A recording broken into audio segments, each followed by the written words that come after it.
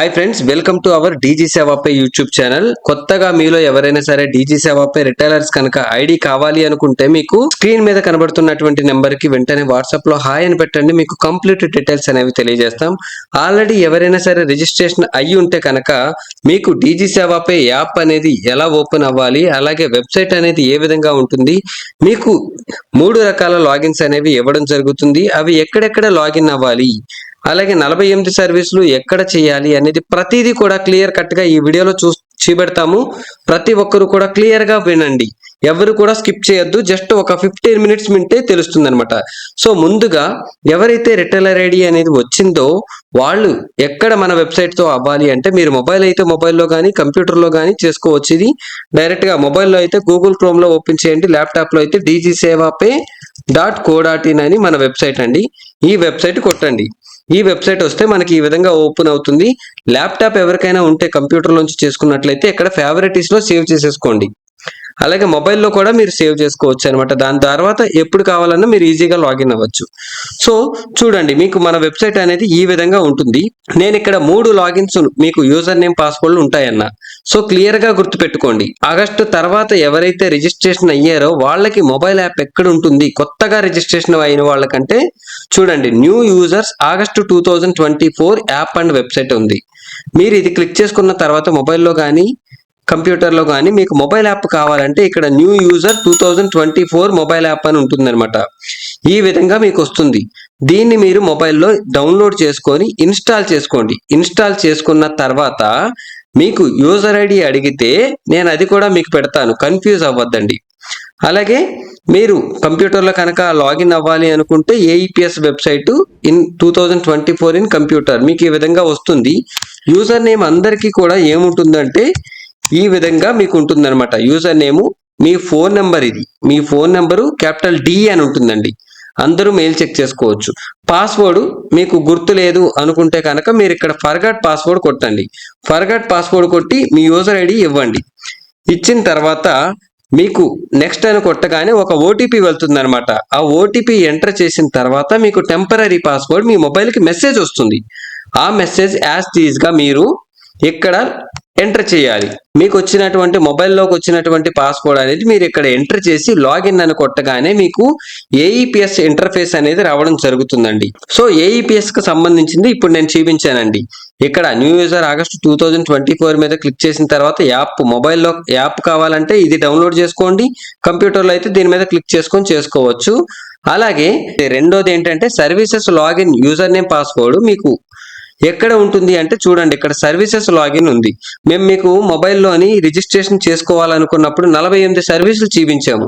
ఆ 48 సర్వీసులు కూడా మనం సర్వీసెస్ లాగిన్ మీద క్లిక్ చేస్తే చూడండి ఈ విధంగా చూపెడతాయి. ఇక్కడ Paytm money, free account, recharges, ఇది కాకుండా ఇదిగోండి ఆధార్ అప్డేట్ లోనే అడ్రస్ చేంజ్ చేసుకోవచ్చు, డౌన్లోడ్ ఆధార్ చేసుకోవచ్చు, lock unlock Aadhaar update history చూసుకోవచ్చు.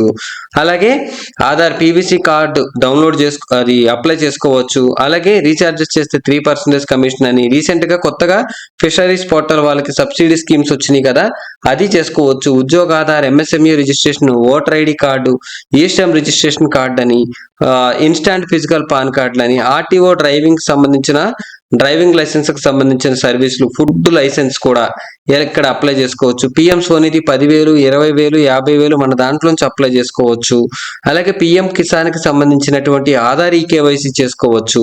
పిఎం ఎఫ్బివై అంటే ప్రధానమంత్రి ఫసల్ బీమా యోజన క్రాప్ ఇన్సూరెన్స్ అనమాట. ఎవరైతే రైతులు ఉంటారో వాళ్ళకి క్రాప్ ఇన్సూరెన్స్ కి గవర్నమెంట్ సబ్సిడీ అనేది ఇవ్వడం జరుగుతుంది. దాన్ని కూడా మనం ఇక్కడి నుంచి చేసుకోవచ్చు. అలాగే Aadhaar card, pan card linking కానీ, జిఎస్టీ ఎన్రోల్మెంట్ తెలిసి ఉంటే కనుక ఇక్కడి నుంచి చేసుకోవచ్చు. టీటీడీ టికెట్ బుకింగ్స్ కానీ, బర్త్ అండ్ డెత్ సర్టిఫికేట్స్ ఇలా. అలాగే లోన్ మీరు ఎవరికైనా సరే అప్లై చేయాలి అనుకుంటే మీరు ఇక్కడ అప్లై చేసుకొని శాంక్షన్ అయిన తర్వాత వాళ్ళ దగ్గర నుంచి 2%, 3% తీసుకోవచ్చు. పాస్పోర్ట్ సర్వీసు, రీసెంట్ గా ఉజ్వల్ స్కీమ్ పెట్టారు కదా మన స్టేట్ గవర్నమెంట్ వాళ్ళు, ఆంధ్రప్రదేశ్ గవర్నమెంట్ వాళ్ళు సబ్సిడీకి 3 సిలిండర్స్, 5 సిలిండర్స్ అలా ఇస్తున్నారు కదా, దాన్ని కూడా ఇక్కడ నుంచి మీరు అప్లై చేసుకోవచ్చు. అలాగే గవర్నమెంట్ డిజబిలిటీ కార్డ్ కానీ, ఆయుష్మాన్ భారత్ కానీ, పెన్షన్ లైఫ్ సర్టిఫికేట్ కానీ, చూడండి పిఎంఈజీపీ లోన్ పోర్టల్ 10 లక్షలు మీకు లోను, దాంట్లో 2.5 లక్షలు సబ్సిడీ వస్తుంది అనమాట. ఇది కానీ అలాగే జాబ్లు ఎవరైనా అప్లై చేస్తే జాబ్ సెర్చ్ పోర్టల్ కానీ, ఈపీఎఫ్ పోర్టల్ కానీ, తెలంగాణకు సంబంధించినటువంటివి labour certificate, current bill payment, Congress Abhayahastham, Kalyana Lakshmi పథకం, marriage registration, encumbrance certificate, Dharani portal, తర్వాత వచ్చి ప్రాపర్టీ ట్యాక్స్ రిసిప్ట్ ఎలా క్యాల్కులేట్ చేసుకోవాలి, తర్వాత పోలీస్ వెరిఫికేషన్, మీ వెహికల్ మీద చలానా ఉంటే అది కూడా ఆన్లైన్ లో పేమెంట్ చేసుకునేది. రీసెంట్ గా షాదీ ముబారక్ చాలా మందికి ఇచ్చారు తెలంగాణలో, అది కూడా మీరు అప్లై చేసుకోవచ్చు. ఆంధ్రప్రదేశ్ కి సంబంధించినటువంటి కూడా చేసుకోవచ్చు అండి. అడంగాలు సెట్ చేసుకోవచ్చు. ఎన్కంబరెన్స్ సర్టిఫికేట్ మీరు చేసి ఇచ్చినందుకు 50 రూపాయలు ఒక్కొక్క సర్టిఫికేట్ కి తీసుకోవచ్చు, అది మీకు ఫ్రీ ఆఫ్ కాస్ట్ మన దగ్గర నుంచి.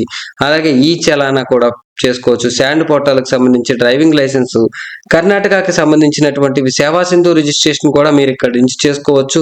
ఎన్నో సర్వీసులు వస్తాయి సేవా సింధులో. కర్ణాటక వాళ్ళు బర్త్ అండ్ డెత్ సర్టిఫికేట్ చేసుకోవచ్చు.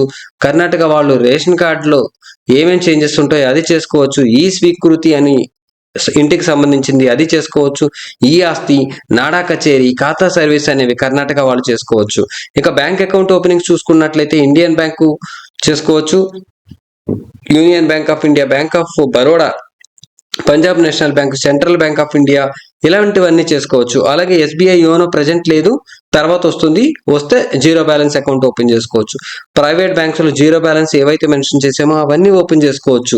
లోన్ ఫెసిలిటీస్ కూడా ఓపెన్ చేసుకోవచ్చు. మీరు డిమాట్ అకౌంట్ ఓపెన్ చేసుకోవచ్చు. క్రెడిట్ కార్డులు అప్లై చేసుకుంటే మీకు కమిషన్స్ రావడం జరుగుతుంది. ఇన్సూరెన్స్ అప్లై చేసుకోవచ్చు. ఇలాంటివి ఎన్నో కూడా ఉన్నాయి చూడండి. కాకపోతే మీరు అన్ని అబ్జర్వ్ చేస్తే ఇక్కడ లాగిన్ అని ప్రతి దానికి ఉంది కదా. సో ఏదైనా సరే మీరు ఒక లాగిన్ మీద క్లిక్ చేయండి, మీకు ఈ స్క్రీన్ ఈ విధంగా కనబడుతుంది. ఇలా ఏ విధంగా అయితే స్క్రీన్ కనబడుతుందో ఇక్కడ మీకు యూజర్ నేమ్ డీజీ సేవాపై ఇవ్వాలి. పాస్వర్డ్ మేము మీకు వాట్సాప్ లో పెడతాము, అది మాత్రమే మీరు ఇచ్చి ఇక్కడ పాస్వర్డ్ ఇక్కడ టైప్ చేయాలండి. టైప్ చేసి సబ్మిట్ చేయాలి. చాలా మంది కూడా టైప్ చేయకుండా చేస్తున్నారు, అది ఎర్రర్ వస్తుంది.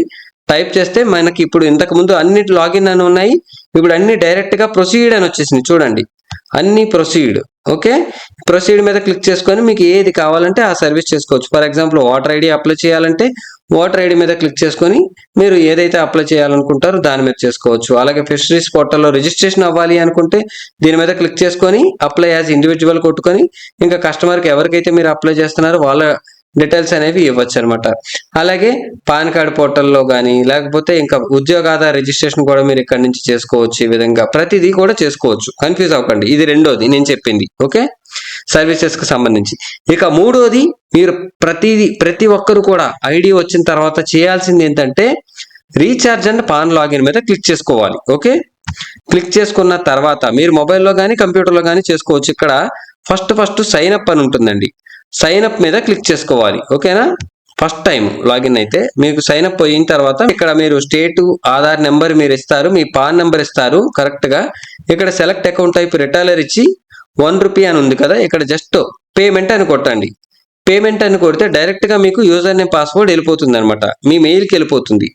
ఇన్ కేసు మీకు బ్లాంక్ స్క్రీన్ వచ్చింది, అప్పుడు ఏం చేయాలి అంటే డైరెక్ట్ గా మీరు ఇక్కడ ఫర్గాట్ పాస్వర్డ్ కొట్టేసి మీరు ఏదైతే మొబైల్ నెంబర్ ఇచ్చారో ఆ మొబైల్ నెంబర్ ఇచ్చేసేయండి. ఇక్కడ ఇచ్చేసి మీరు ఇక్కడ సబ్మిట్ అని కొట్టగానే యూజర్ నేమ్ వచ్చేస్తుంది అనమాట మీకు. ఓకే, ఇన్ కేస్ మీకు ఇది కూడా రాకపోతే మాకు ఒకసారి వాట్సాప్ లోని స్క్రీన్ మీద కనబడుతున్నటువంటి నెంబర్ కి పాన్ కార్డు పాస్వర్డ్ మర్చిపోయింది సార్ ఒకసారి రీసెట్ చేయండి అంటే మేము రీసెట్ చేస్తాము, దాంతో లాగిన్ అవ్వచ్చు. అలాగే ఇది మీరు రిజిస్ట్రేషన్ చేసుకున్న తర్వాత ఇదిగోండి ఇక్కడ క్రియేట్ అయిన అకౌంట్ మీద క్లిక్ చేసినా సైన్ అప్ మీద క్లిక్ చేసినా సేమ్ అదే స్క్రీన్ వస్తుంది. అదే మొబైల్లో వాడుతున్నట్లు ఎవరైనా ఉంటే వాడుతున్న వాళ్ళు రీఛార్జెస్ కి, పాన్ కార్డ్స్ కి ఇదిగోండి డౌన్లోడ్ మొబైల్ యాప్స్ అని ఉంది కదా, దాని మీద క్లిక్ చేసుకున్న తర్వాత మీకు ఈ విధంగా వస్తుంది. దీన్ని స్కాన్ చేసుకున్నా డౌన్లోడ్ చేసుకున్నా మీకు ఆండ్రాయిడ్ మొబైల్ యాప్ డౌన్లోడ్ అయిపోతుంది. దాంట్లో రీఛార్జ్లు చేసుకుంటే 2 to 3% కమిషన్ వస్తుంది ప్రతి రీఛార్జ్ కి కూడా అనమాట. సో ప్రతి ఒక్కరు కూడా గమనించండి, ఈ 3 లాగిన్స్ కూడా గుర్తుపెట్టుకొని చేయండి. అలాగే కేవైసీ ఎలా చేయాలి అనేది కూడా నేను చూపెడతాను. చూడండి కేవైసీ చేయాలి అనుకుంటే మొట్టమొదటగా మీరు మీ మొబైల్ యాప్ లో నుంచే చేయాలి కేవైసీ అనేది. ఓకేనా, ఈ కేవైసీ ఎలా చేయాలి అనేది నేను చెప్తాను. ఇన్ కేసు మీరు చేసిన తర్వాత కేవైసీ రిజెక్ట్ అయితే మా టీమే మీకు కాల్ చేసి హెల్ప్ చేస్తారు. కేవైసీ చేయడంలో కొంచెం సపోర్ట్ చేయండి, కేవైసీ వెంటనే అప్రూవ్ అయిపోతుంది. ఓకే, ఆధార్ కార్డు ఎవరైనా సరే అప్లోడ్ చేయాలి అంటే ఇలా చేత్తో పట్టుకొని ఆధార్ కార్డు అప్లోడ్ చేయండి. ఆధార్ కార్డు అనేది నీట్గా పీవీసీ కార్డు అయి ఉండాలండి. బ్లర్గా కానీ నలిగిపోయినా చిరిగిపోయినా ఉంటే యాక్సెప్ట్ అవ్వదు. ఈ విధంగా మీరు ఆధార్ కార్డు అప్లోడ్ చేయాలి. ఓకేనా?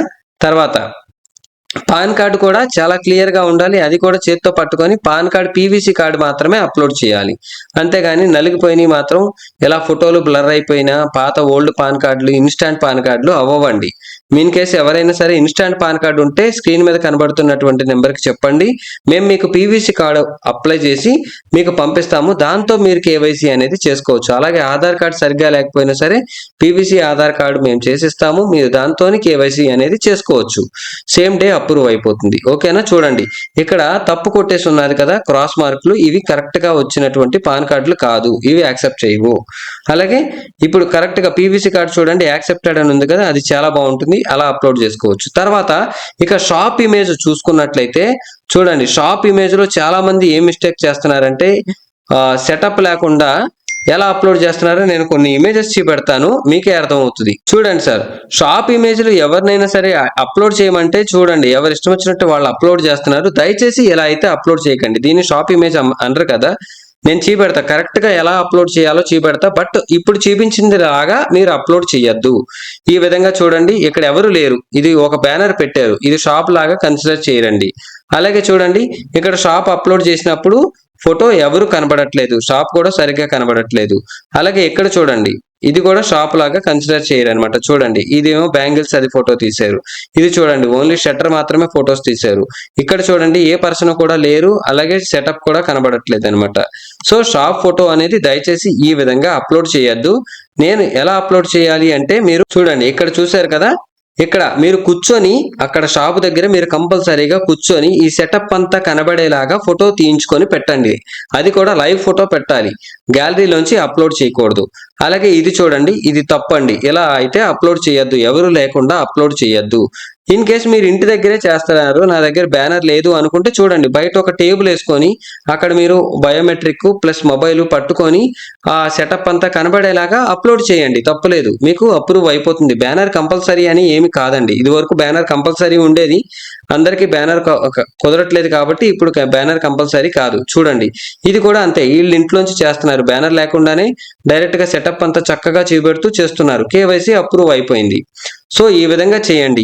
అలాగే లొకేషన్ అయితే మీరు ఏం చేయాలంటే, మీకు అక్కడ లొకేషన్ అడుగుతున్నప్పుడు కరెంట్ లొకేషన్ మీరు ఎక్కడి నుంచి అయితే చేస్తున్నారో ఆ లొకేషన్ మాత్రమే ఇవ్వాలి.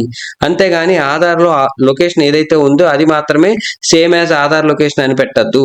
కరెంట్ లొకేషన్ ఏదైనా సరే దగ్గరలో ఉన్నటువంటి ఐడెంటిటీ మార్క్ పెట్టండి, డెఫినెట్ గా కేవైసీ అప్రూవ్ అయిపోతుంది. ఈ 3 పాయింట్స్ గుర్తుపెట్టుకోండి, లాగిన్స్ అనేవి ఎలా ఉంటాయో. ఆ తర్వాత నేను ఏఈపిఎస్ ఏ విధంగా లాగిన్ అవ్వాలి, మొబైల్లో ఏ విధంగా చేయాలి అనేది మన దాంట్లోని నెక్స్ట్ వీడియోలో నేను చూపెడతాను. వీడియో అనేది లెందీగా అయిపోతుంది కాబట్టి ఇక్కడ వరకు మీరు కంప్లీట్ చేయండి. ఏదైనా ప్రాబ్లం వస్తే, మీకు ఏదైనా తెలియకపోతే స్క్రీన్ మీద కనబడుతున్నటువంటి నెంబర్కి వాట్సాప్లో స్క్రీన్ షాట్ చేసి పెట్టండి, డెఫినెట్గా మా టీం మీకు హెల్ప్ చేస్తారు. Thank you friends, thank you for watching. ఈ ఛానల్ని మీరు అందరూ కూడా సబ్స్క్రైబ్ చేసుకోండి. అలాగే నేను డిస్క్రిప్షన్లోని మన అఫీషియల్ ఛానల్ ఇస్తాను, దాంట్లో మీరు జాయిన్ అయినట్లయితే ప్రతి అప్డేట్ కూడా మేము మీకు ఇవ్వడం జరుగుతుంది అనమాట.